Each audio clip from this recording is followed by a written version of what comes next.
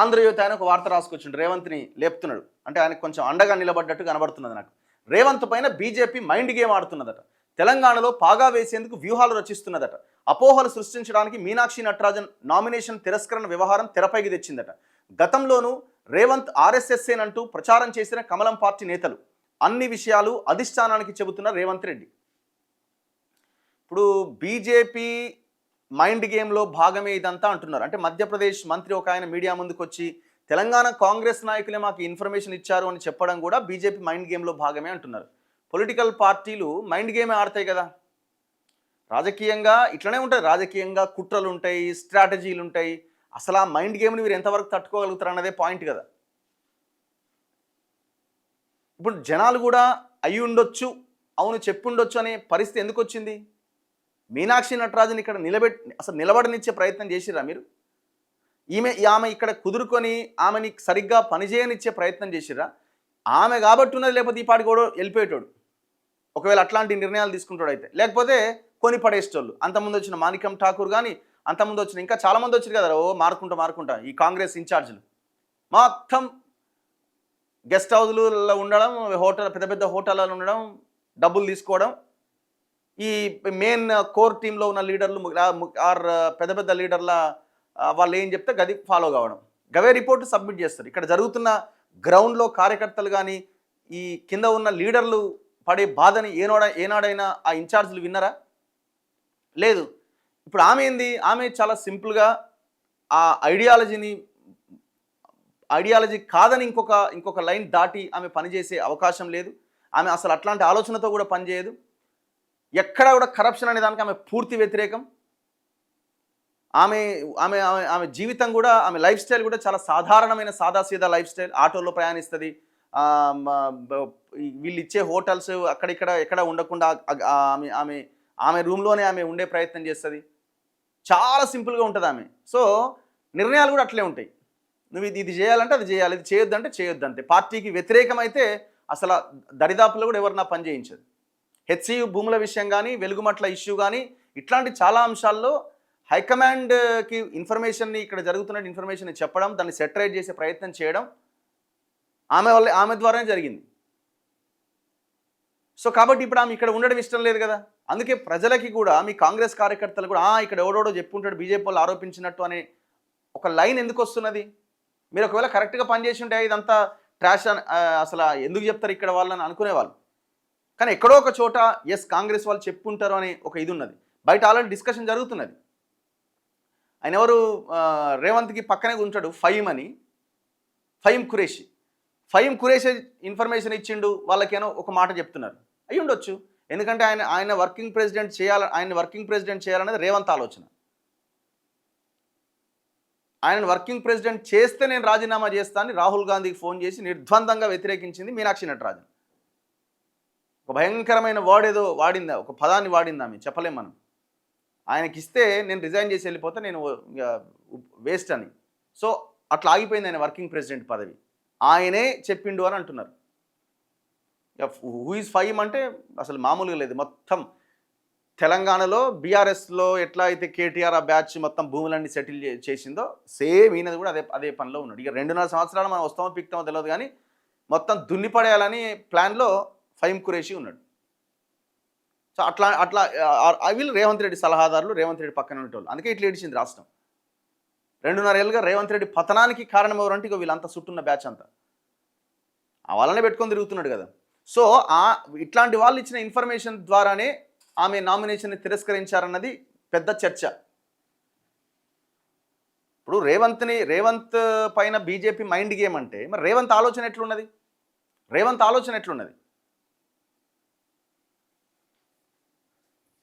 ఆలోచన ఎట్లున్నదని ప్రజలు అనుకుంటున్నారు?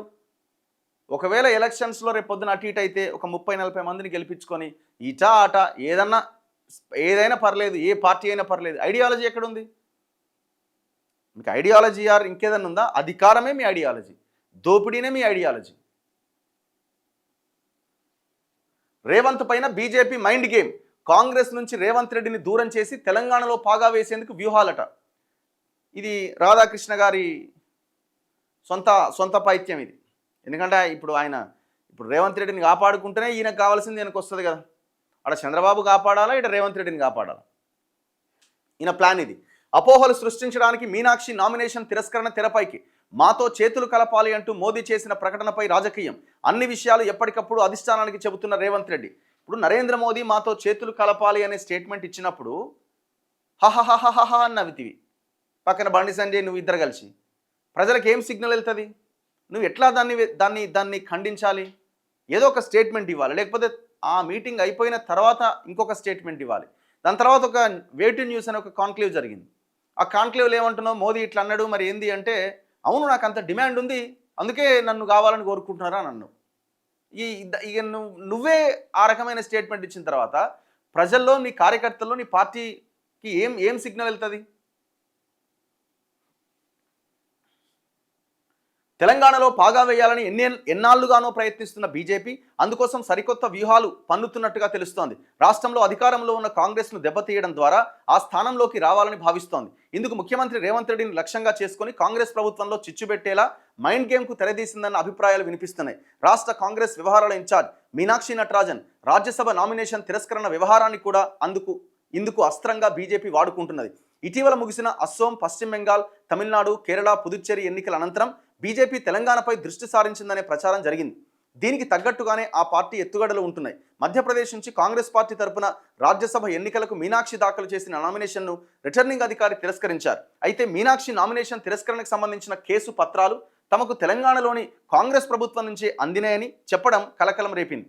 రాష్ట్రంలో రాజకీయం ఒక్కసారిగా వేడెక్కింది. వాస్తవానికి మీనాక్షితో పాటు పలువురిపైన కేసు నమోదు చేయాలని కోర్టులో ప్రైవేట్ పిటిషన్ వేయగా ఆ కేసులో నోటీసులు రావడం, మీనాక్షి బదిలివ్వడం కూడా జరిగింది. అయితే ఈ కేసు విషయాన్ని నామినేషన్లో పొందుపరచాలా వద్దా అన్నదానిపై న్యాయ నిపుణులతో సంప్రదింపులు జరపాల్సి ఉండగా అదేమీ చేయలేదన్న ఆరోపణలు వ్యక్తమవుతున్నాయి. సాధారణంగా రాజ్యసభ ఎన్నికల్లో నామినేషన్లు వేసేటప్పుడు ఖచ్చితంగా న్యాయ నిపుణులు అన్ని విషయాలు పరిశీలిస్తారు. నామినేషన్ పత్రాల్లో వివరాలు కూడా రాస్తారు. మీనాక్షి నామినేషన్ అస్త్రంగా పావులు. మీనాక్షి నటరాజన్ ఏఐసిసి తరపున జాతీయ కోటాలో నామినేషన్ వేసినందున దేశంలో ఏ రాష్ట్రంలో అయినా కేసులు ఉన్నాయా అనే వివరాలు తెప్పించుకుంటారు. న్యాయపరమైన అంశాలకు సంబంధించిన సమాచారాన్ని మీనాక్షి నుంచి తీసుకుంటారు. అయితే ఈ కేసు వ్యవహారంలో ఇక్కడ కసరత్తు జరిగిందా లేదా అన్నది తెలియాల్సి ఉంది. కానీ మీనాక్షి నామినేషన్ తిరస్కరణ గురవడం ఒక ఎత్తు అయితే, ఆ అంశం ఆధారంగా రేవంత్ రెడ్డిపై అపోహలు సృష్టించేందుకు బీజేపీ పావులు కదపడం మరో ఎత్తుగా మారింది. 2.5 ఏళ్లుగా రాష్ట్రంలో జరుగుతున్న అన్ని ఎన్నికల్లోనూ కాంగ్రెస్ విజయం సాధిస్తూనే ఉంది. దాంతో రాష్ట్రంలో బలంగా ఉన్న కాంగ్రెస్ పార్టీని ఆ పార్టీ ముఖ్యమంత్రిగా ఉన్న రేవంత్ రెడ్డి దెబ్బతీయడానికి మైండ్ గేమ్ను బీజేపీ ప్రారంభించినట్టు సమాచారం. ఈయన లైన్ చూడు ఎంత భయంకరంగా ఈ లోపల కనబడుతున్నాడు. ఈయన రాష్ట్రంలో బలంగా ఉన్న కాంగ్రెస్ పార్టీని, ఆ పార్టీ ముఖ్యమంత్రిగా ఉన్న రేవంత్ రెడ్డిని దెబ్బతీయడానికి బీజేపీ మైండ్ గేమ్ ఆడుతున్నదట. కాంగ్రెస్ పార్టీ బలంగా ఉంది అని ఒక పేపర్ ఒకటి చెప్తున్నాడు. ఏ రకంగా చెప్తారు? ఇప్పుడు బీఆర్ఎస్ బలంగా ఉంది అని ఎవడు చెప్పినా తప్పే, నమస్తే తెలంగాణ చెప్పినా. కాంగ్రెస్ బలంగా ఉందని ఆంధ్రజ్యోతి చెప్పినా తప్పే. నువ్వు ఎట్లా డిసైడ్ చేస్తున్నావు కాంగ్రెస్ బలంగా ఉంది అని? అంటే ఇది కమర్షియల్ యాడ్ అనమాట. ఇది వార్త కాదు, ఇది కమర్షియల్ యాడ్. ఇది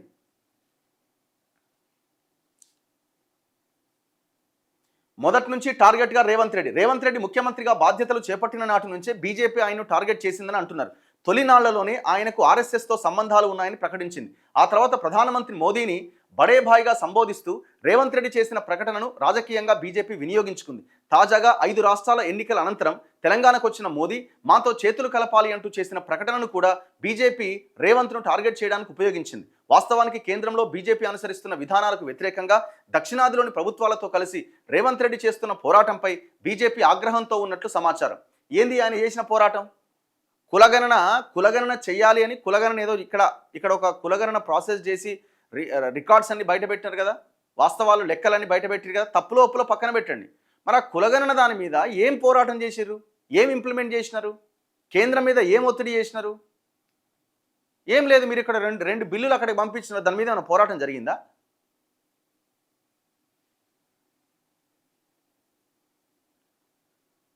పన్నుల రూపంలో రాష్ట్రం నుంచి నిధులు తీసుకుంటూ అదే స్థాయిలో నిధులు ఇవ్వట్లేదని రేవంత్ రెడ్డి చేసిన పోరాటం దేశవ్యాప్తంగా ప్రాచుర్యం పొందిందట.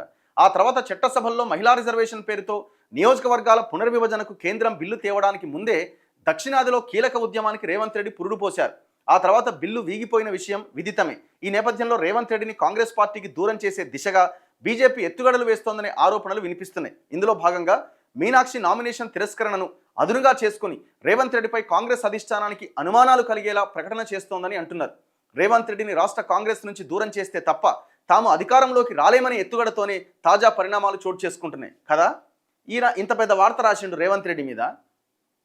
మరి మహేష్ కుమార్ గౌడ్, పిసిసి అధ్యక్షుడిగా ఉన్న మహేష్ కుమార్ గౌడ్ని తొలగించే ప్రయత్నం, ఆయన మీద కుట్ర చాలా విపరీతంగా జరుగుతున్నది. మొన్న మధ్య కాంగ్రెస్కి అనుబంధంగా ఉన్న ఛానల్లో పెద్ద ఎత్తున స్టోరీస్ రాయించి, ఎవరు రాయించారు?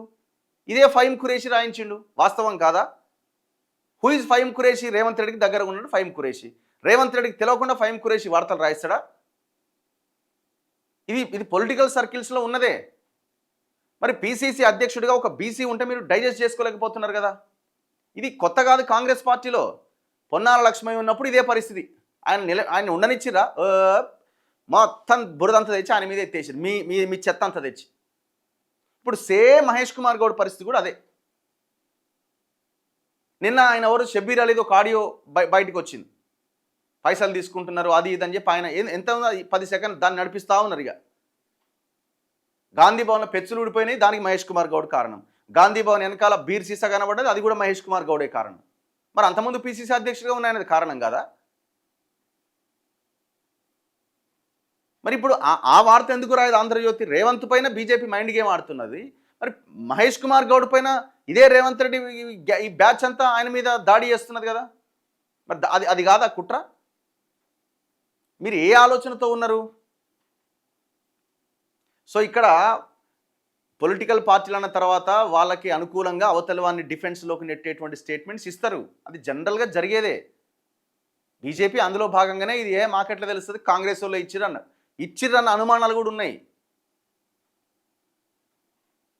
మీ పార్టీలో ఉన్న, ఇప్పుడు ప్రభుత్వంలో ఉన్న మంత్రుల మధ్య, మంత్రులకి ముఖ్యమంత్రికి మధ్య సఖ్యత ఉందా?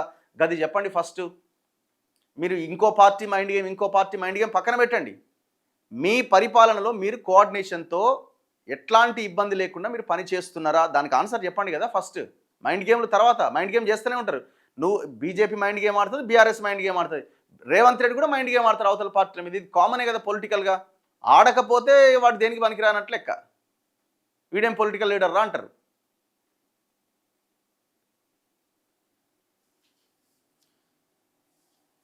మీ నిర్ణయాలు కూడా అట్లనే ఉన్నాయి కదా. మీ నిర్ణయాలు చంద్రబాబు నాయుడుకి అనుకూలంగానే ఉన్నాయి కదా. ఎన్టీఆర్ విగ్రహం దగ్గర నుంచి మీరు తీసుకున్న నిర్ణయాలన్నీ అట్లే ఉన్నాయి కదా.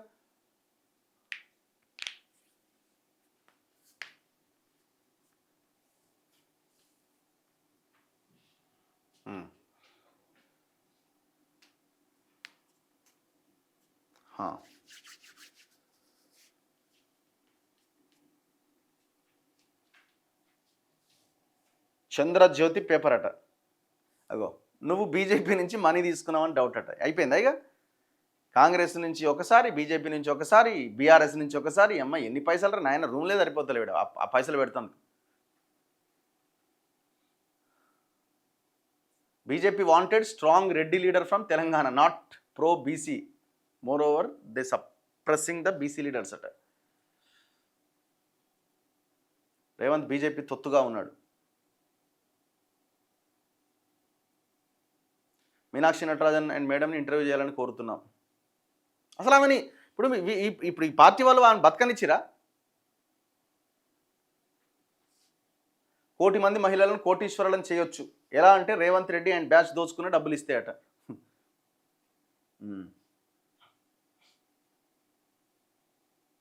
అన్న మీరు ఎంతో స్ట్రాంగ్గా చెబుతున్నారంటే నిన్న మీ యొక్క ఇంటెలిజెన్స్ కాంగ్రెస్ నుంచి లెటర్ వెళ్ళిందని తెలిసి ఉంటేనే ఈరోజు ఖచ్చితంగా చెప్పగలుగుతున్నారు. నేను జరుగుతున్న డిస్కషన్ని ముందు పెడుతున్నాను అంతే.